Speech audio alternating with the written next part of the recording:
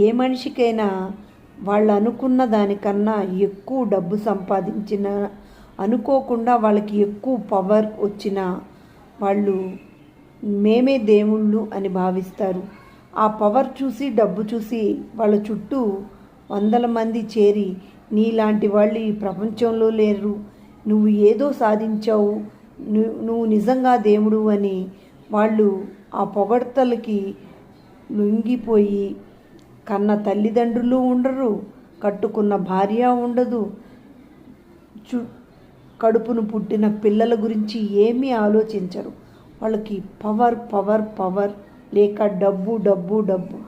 నిజంగా ఆయన చేసిన తప్పుని తన వాళ్ళు ఎవరన్నా చెప్తే వాళ్ళని దూరంగా పెడతారు. వాళ్ళే దేవుళ్ళు అని ఒక భ్రమలో బతుకుతూ ఉంటారు. మనిషి ఎప్పుడూ దేవుడు కాలేడండి. నువ్వు డబ్బు కానీ నీ పవర్ కానీ పెరిగే కొంది మన పెద్దవాళ్ళు చెప్పినట్టు ఎదిగే కొంది వదగమని అనే సామెతను గుర్తుపెట్టుకోవాలి.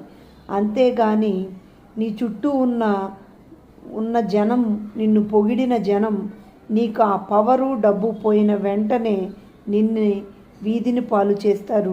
పొగిడిన నోటితోనే నువ్వు చేతగాని వాడివని జనం అందరికీ చెప్పి నీ పరువు తీస్తారు.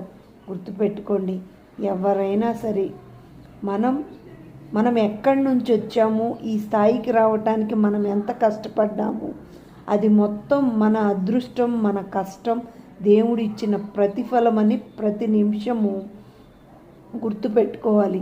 అంతేగాని నీ ఒక్కడ వలన నువ్వు ఎంత సంపాదించినా మనిషి ఎప్పటికీ దేవుడు కాలేడు.